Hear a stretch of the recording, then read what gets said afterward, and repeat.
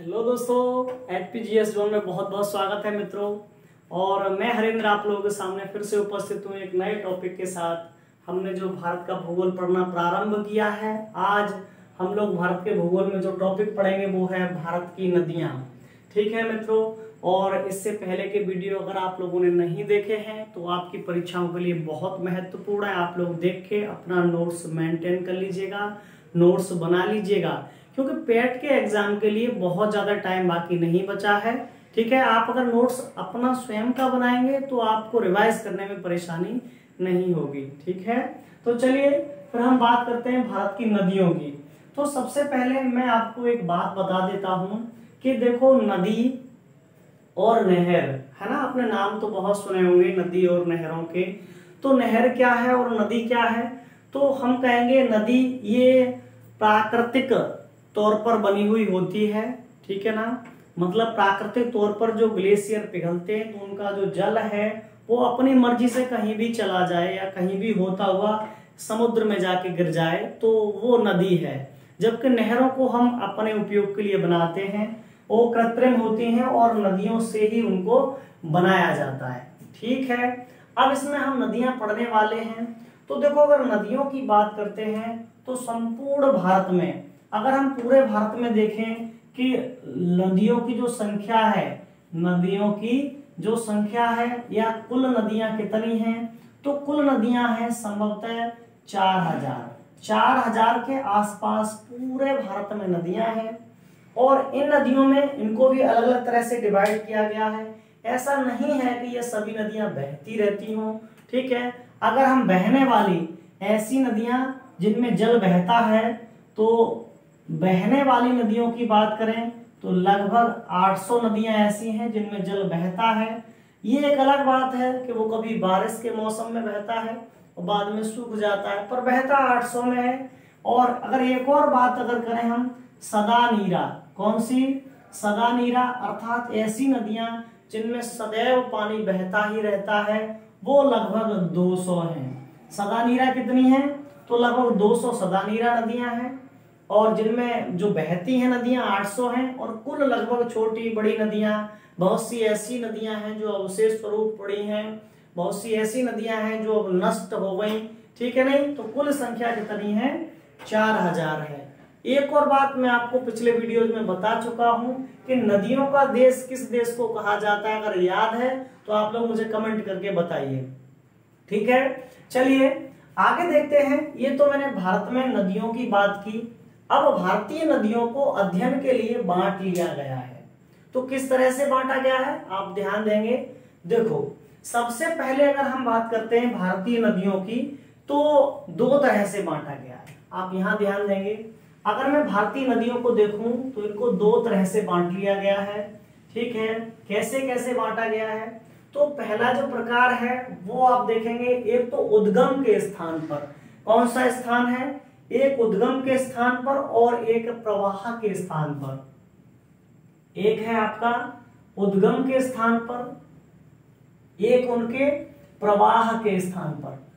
ठीक है, अब उद्गम और प्रवाह क्या है समझिए। तो उद्गम का मतलब होता है निकलना, उदित होना, उगना, जहां से निकलती हैं। ठीक है नहीं, और प्रवाह का मतलब होता है बहना, जिस तरफ बहती हैं। ठीक है, अब देखो उद्गम के अगर हिसाब से देखें तो भी इनको दो भागों में बांट लिया गया है। उद्गम के अगर हिसाब से देखें तो भी दो भागों में बांट लिया गया है। दिख रहा है ना, यहां तक दिख रहा है? ठीक है, तो उद्गम के आधार पर भी इनको दो भागों में बांट लिया गया है। वो कौन कौन से भाग हैं? तो देखो, उद्गम के आधार पर हम कहेंगे इनको, एक तो हिमालयी नदियां। कौन सी? हिमालयी नदियां। और दूसरी जो नदियां हैं वो है आपकी प्रायद्वीपीय भारत की प्रायद्वीपीय नदियां। तो प्रायद्वीपीय नदियां और हिमालयी नदियां। ठीक है, अब प्रवाह के आधार पर अगर देखें तो इसको भी दो पार्टों में डिवाइड कर लिया गया। मतलब एक तो ऐसी नदियां जो पूर्व की ओर बहती हैं, जिनको बोलते हैं पूर्वी प्रवाह वाली नदियां, और एक ऐसी नदियां जिनको बोलते हैं पश्चिमी प्रवाह वाली नदियां। ठीक है, पहले इन बातों को समझ लेते हैं, फिर और डिटेल पढ़ेंगे। देखो हिमालय नदियों का मतलब है कि हिमालय से जो नदियां निकलती हैं ऊपर की तरफ, और प्रायद्वीपी का मतलब है कि यहाँ से नीचे से जो नदियां निकलती हैं, ठीक है ना। हिमालय ऊपर वाली हो गई, प्रायद्वीपी नीचे वाली हो गई। उसके अलावा पूर्वी प्रवाह का मतलब है कि जो नदियां पूर्व की ओर बहती हैं, इधर से जाए, इधर को जल बह के जाए। और इधर आप लोग जानते हैं यहाँ पे ये जो जल राशि है इसका नाम है बंगाल की खाड़ी। ये बंगाल की खाड़ी समुद्र है। और यहाँ अगर बात करें तो कौन सी जल राशि है, तो इधर है आपका अरब सागर। कौन सा है, इधर अरब सागर है, ठीक है ना। एक बात और देखो, ये वाली जो जल राशि है ना, ये वाली, इसको बोलते हैं, ये है आपका कच्छ की खाड़ी कहो इसको, या कच्छ का रण कह देते हैं। कच्छ की खाड़ी या कच्छ का रण है ये। इसमें ये जो खाड़ी है यहाँ पे, ये खाड़ी है खंबात की खाड़ी, ये है आपकी खंबात की खाड़ी, ठीक है ना। तो विशेष तौर पे अगर हम देखें प्रवाह के आधार पर दो प्रकार की नदियां हैं। इनमें से जो नदियां पूर्व की ओर बहेंगी अर्थात इधर से इधर की ओर जाएंगी, वो सब कहाँ जाके गिरेंगी, तो पूर्वी प्रवाह वाली नदियां कहाँ गिरती हैं, जिनका प्रवाह पूर्वी प्रवाह है, तो पूर्वी प्रवाह वाली नदियां गिरेंगी बंगाल की खाड़ी में। कहाँ गिरेंगी भाई, बंगाल की खाड़ी में गिरती हैं पूर्वी प्रवाह वाली नदियां। अब बात करते हैं पश्चिमी प्रवाह। तो ऐसी नदियां जिनका प्रवाह पश्चिमी है, पश्चिमी प्रवाह वाली नदियों का मतलब उधर से इधर को आए बह के, ठीक है। और वे नदियां कहाँ गिरेंगी, तो कच्छ के रण में गिर सकती हैं, खंबात की खाड़ी में गिर सकती हैं, अरब सागर में गिर सकती हैं। लेकिन कुल मिला के इन दोनों का जल आएगा कहाँ, तो है तो ये सब अरब सागर ही। तो ऐसी नदियां जो अरब सागर में गिरती हैं क्या कहलाती हैं, वो पश्चिमी प्रवाह वाली नदियां कहलाती हैं। अब देखो एक अगर प्रतिशत की बात हम करके देख लेते हैं तो मैं आपको बता देता हूं। अगर मैं मानता हूं कि 100% है, तो इसका जो पूर्वी प्रवाह वाली नदियां कितनी है भारत में, तो भारत की कुल नदियों में 77%, कितनी 77% नदियां पूर्वी प्रवाह वाली हैं। और पश्चिमी प्रवाह की बात करें तो कितना रह गया भाई, कितना रह गया, इसमें से शेष 23 रह गया। 23% जो नदियां हैं वो आपकी पश्चिमी प्रवाह वाली है, ठीक है। देखो कुछ उदाहरण देता हूं आपको। पूर्वी प्रवाह की बात करें तो जो हमारी गंगा है, ब्रह्मपुत्र है, यमुना है, ठीक है। तो ये सब क्या है, इनका प्रवाह पूर्वी प्रवाह है ना। और पश्चिमी प्रवाह की बात करें तो नर्मदा है, ताप्ती है, माही है, लूनी है, घग्गर है, इनका प्रवाह कैसा है, तो पश्चिमी प्रवाह है। डिटेल पढ़ेंगे इनको, ठीक है। अब बात कर लेते हैं उद्गम की। तो देखो मैंने आपको उद्गम के आधार पर यहाँ पे बताया है कि हिमालयी और प्रायद्वीपी नदियां। अगर हिमालयी नदियों की बात करते हैं तो हिमालयी नदियों में 3 तंत्र पढ़े जाते हैं। हिमालयी नदियों की अगर बात करें हम तो हिमालयी नदियों में आप इसको 3 तंत्रों में इसको डिवाइड कर सकते हैं, ठीक है। नहीं अगर तंत्रों के नाम उधर दिखाई नहीं दे रहे हो तो मैं यहाँ लिख देता हूं, आप अपने हिसाब से नोट कर लेना। देखो हिमालयी नदियों के जो तंत्र हैं वो 3 तंत्र हैं हिमालयी नदियों के, ठीक है। नहीं कौन कौन से हैं, तो सबसे पहला इसमें हम लोग पढ़ते हैं सिंधु। कौन सा पढ़ते हैं भाई, सिंधु नदी तंत्र पढ़ते हैं। और उसके बाद पढ़ते हैं आपका गंगा नदी तंत्र, और एक और रहता है इसका, वो है आपका ब्रह्मपुत्र। विशेष तौर पे ये 3 नदी तंत्र जो निकलते हैं वो आपके हिमालय से निकलते हैं। बाकी बहुत सारी सहायक नदियां हैं। एक बात और जान लीजिएगा, नदी और नदी तंत्र में थोड़ा सा अंतर है।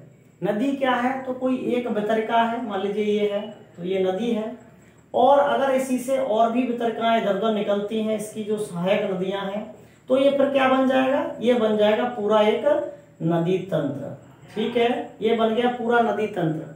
तो इस तरह से हिमालय से 3 बड़े नदी तंत्र निकलते हैं, एक सिंधु, दूसरा गंगा, और एक है आपका ब्रह्मपुत्र। बात क्लियर हो गई। लेकिन हम प्रायद्वीपी की जब भी बात करेंगे तो प्रायद्वीपी से जो नदियां निकलेंगी, प्रायद्वीपी नदियों का उद्गम 2 तरह से हो सकता है। कहां कहां से हो सकता है, तो एक तो हो सकता है आपका विंध्याचल से, एक तो हो सकता है आपका विंध्याचल पर्वत से। प्रायद्वीपी नदियों में विंध्याचल पर्वत से उद्गम हो सकता है, कुछ नदियों का हुआ भी है। और एक है आपका इसमें पश्चिमी घाट से।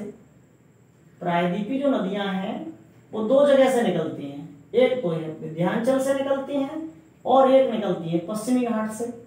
अब इनमें कौन कौन पड़ी जाती हैं या कौन कौन प्रमुख हैं तो वो देखिएगा। सबसे पहले अगर हम विंध्याचल की बात करते हैं तो विंध्याचल पर्वत मैंने पिछले वीडियो में बताया था आप लोगों को कहाँ पड़ता है भाई, ये पड़ता है आपका मध्य प्रदेश में। कहाँ पड़ता है तो मध्य प्रदेश में पड़ता है। और इससे अगर हम बात करें तो नर्मदा नाम सुना होगा आपने, नर्मदा, ठीक है। अगर इससे बात करें तो देखो नर्मदा प्रमुख नदी तंत्र है। उसके बाद है आपका ताप्ती, ताप्ती या तापी। उसके बाद है आपका महानदी। तो ये विशेष तौर पर विंध्याचल से निकलते हैं। अगर हम बात करते हैं आपका पश्चिमी घाट की तो पश्चिमी घाट से भी कई एक निकलती हैं, जैसे कृष्णा, गोदावरी, कावेरी, पेन्नार। पश्चिमी घाट की अगर बात करें तो देखिए पश्चिमी घाट में आप लोग देखेंगे तो कृष्णा पश्चिमी घाट से निकलती है, कावेरी पश्चिमी घाट से, गोदावरी पश्चिमी घाट से, पेन्नार ये पश्चिमी घाट से, ठीक है। तो ये कुल मिला के आपकी इस तरह से नदियों का उद्गम है, ठीक है। अगला अब देखो हमको थोड़ा डिटेल जानना है तो सबसे पहले हम जिसको पढ़ेंगे वो हिमालय नदियों को पढ़ेंगे। सबसे पहले क्या पढ़ेंगे हम, हिमालय नदियों को डिटेल करेंगे। और हिमालय नदियों में जो सबसे पहली पढ़ते हैं वो पढ़ते हैं आपकी सिंधु। सबसे पहले कौन सी पढ़ी जाती है तो सबसे पहले जो नदी तंत्र पढ़ा जाएगा आपका वो पढ़ेंगे सिंधु नदी तंत्र। क्या पढ़ेंगे भाई, सिंधु नदी तंत्र पढ़ेंगे। और जब भी हम सिंधु नदी को पढ़ेंगे तो देखो कहाँ कहाँ कैसे गुजरती है, कहाँ जाके गिरती है, वो सारी बातें समझिए। पहली जो नदी पढ़ने वाले हैं, पहला नदी तंत्र पढ़ने वाले हैं सिंधु। और सिंधु नदी की अगर बात करें तो विश्व के बड़े क्षेत्रफल वाले तंत्रों में इसकी गिनती होती है सिंधु नदी। सिंधु नदी हम लोग पढ़ते हैं, ठीक है। और सिंधु नदी की अगर हम बात करें तो सबसे पहले देखिएगा इसका उद्गम, इसका उद्गम कहां से है, ठीक है। तो उद्गम इसका तिब्बत में एक झील है, इस झील का नाम है मानसरोवर। मानसरोवर झील है।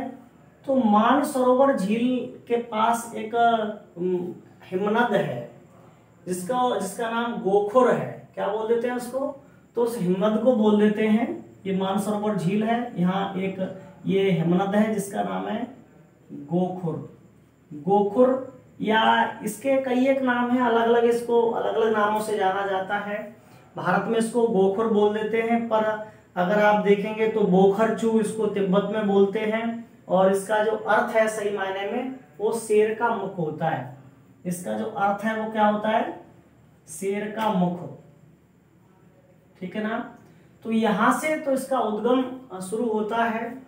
और उद्गम के बाद ये जो बहना शुरू होती है वो इस तरह से इसका मार्ग रहता है, यहाँ से जास्कर की श्रेणियों से होती हुई ये जाती है और यहाँ से होती हुई सीधी ये पाकिस्तान में प्रवेश करती है। और इस तरह से यहाँ कराची के पूर्वी भाग से, कहां से, इधर कराची है, कराची के पूर्वी भाग से ये कहां गिर जाती है तो ये अरब सागर है। कराची के पूर्वी भाग से अरब सागर में जाके गिर जाती है। तो इस तरह से तो इसका मार्ग रहता है।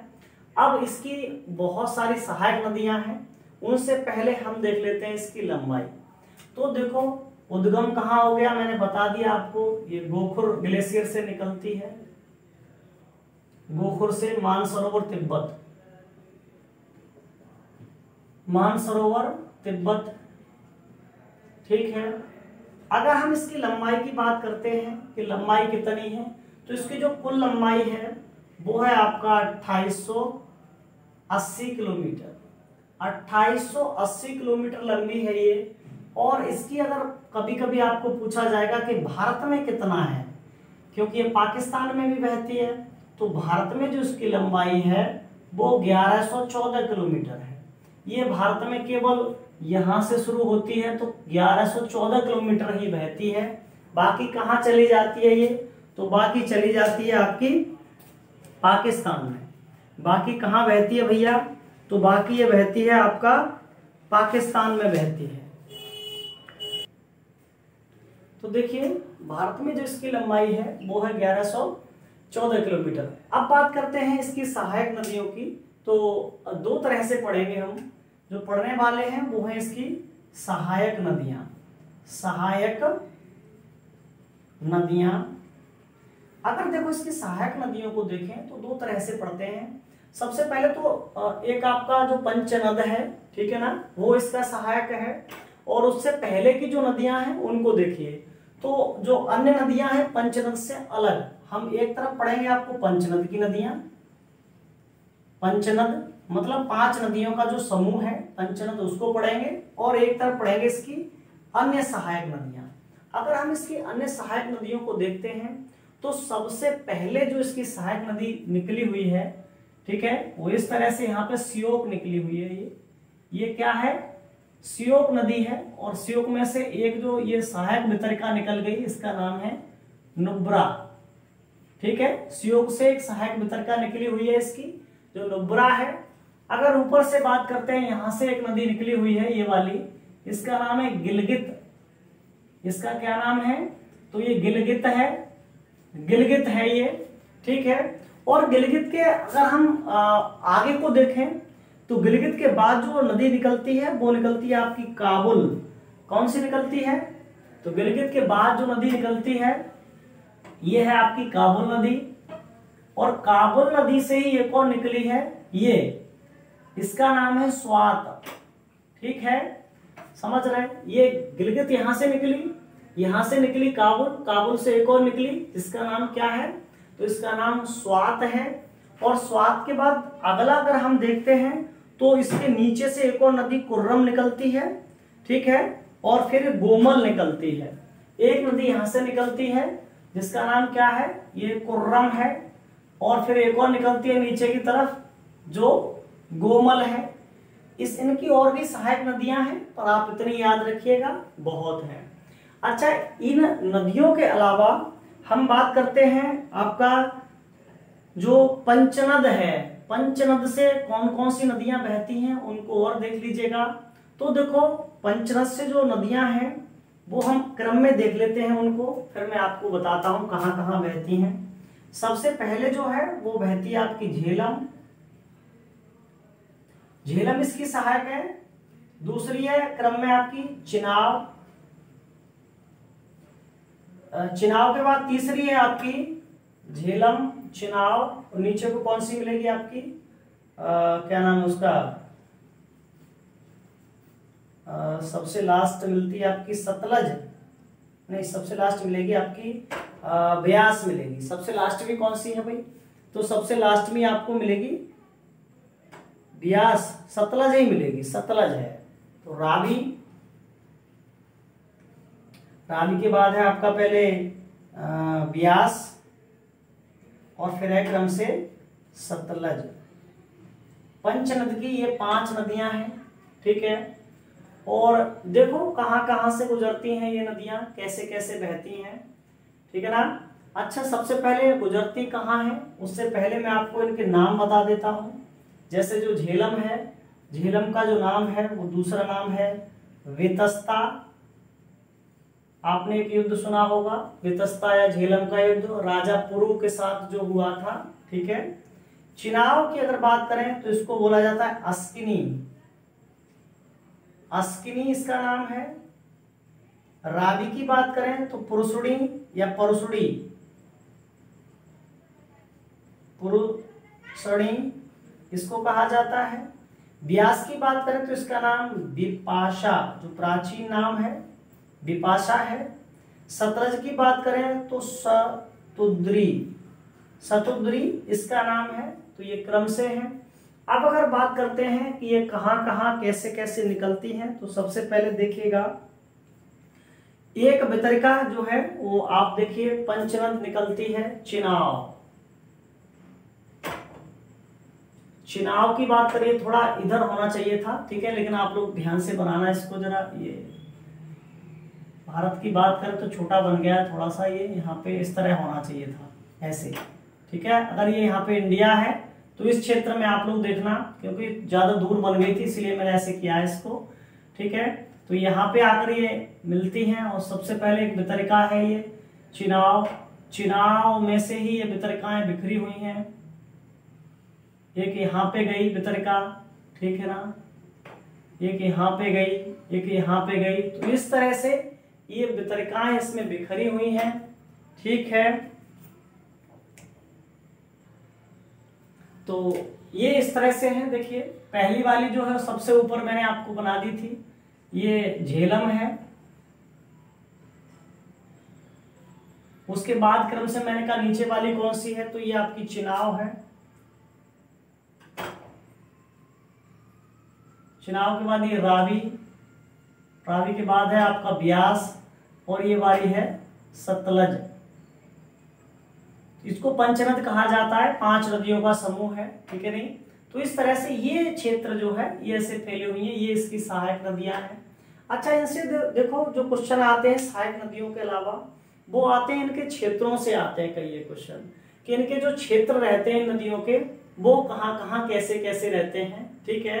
तो देखो अगर हम इनके क्षेत्रों की बात करें, विशेष तौर पर दोआब क्षेत्र बनाती हैं। दोआब क्षेत्र क्या होता है, तो हम कहेंगे 2 नदियों के बीच का जो क्षेत्र है वो दोआब होता है। दोआब क्या है, 2 नदियों के बीच का जो क्षेत्र है वो दोआब है। और दोआब क्या होता है, तो सर्वाधिक उपजाऊ जगह होती है। जैसे अगर इन नदियों की बात करें तो इनके जो दोआब हैं वो आपको कई बार एग्जाम में पूछ लिए जाते हैं कि किसका दोआब क्या है। तो देखिएगा जैसे अगर हम पहले दोआब की बात करें तो आप देखेंगे पहला जो वो है आपका विष्ट। देखिए पहला दोआब का नाम है विष्ट, और इसकी बात करें तो कौन कौन सी हैं इसमें नदियां, कौन कौन सी बनाती हैं, तो देखिए वा से व्यास हो गया, ता से हो गया आपका व्यास, और इसको जो बनाने वाली है आपकी इसके सहायक वो है आपकी सतलज। व्यास और सतलज इसको बनाती है सतलज। तो ऐसे पूछ लेगा कि विष्ट किसका दोआब है, ठीक है, बता पाएंगे आसानी से। दूसरा देखिएगा तो दूसरा जो है वो है आपका बारी। बारी को व्यास और रावी बनाएंगी। बारी किसका है, तो इसको व्यास और रावी, व्यास और रावी नदियों के बीच का जो मैदानी भाग है उसको बारी कहा जाता है।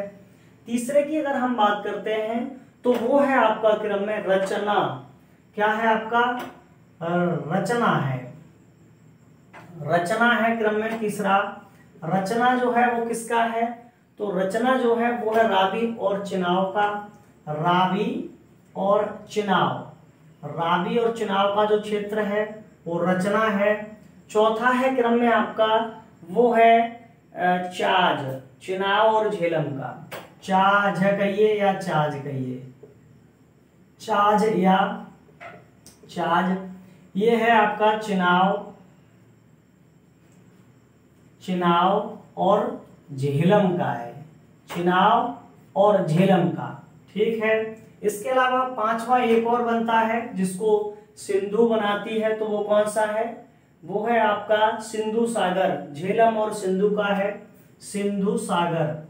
जो अगला दोआब है सिंधु सागर, इसको कौन सी बनाती है, तो इसको बनाती है झेलम और सिंधु, या सिंधु और झेलम, झेलम और सिंधु। तो इनके बीच ये काफी हरियाली वाले क्षेत्र होते हैं। जैसे देखो मैंने कहा ये वाले जो मैदान है, ये वाले जो खाली मैदान दिख रहे हैं ना, ये वाले खाली मैदान तो बहुत हरियाली वाले मैदान होते हैं ये, ठीक है नहीं। और इस तरह से ये नदी गिर जाती है कहाँ जाके, तो ये घूमते घामते ऐसे आती है और यहाँ अरब सागर में गिर जाती है, ठीक है। तो बाकी के जो नदी तंत्र हैं वो हम अगले वीडियो में पढ़ेंगे, ठीक है नहीं। तो आप लोग लगातार जुड़े रहिए मुझसे, ठीक है, और मैं आप लोगों को और भी वीडियो अवेलेबल कराता रहूँगा। धन्यवाद, मिलते हैं अगले वीडियो।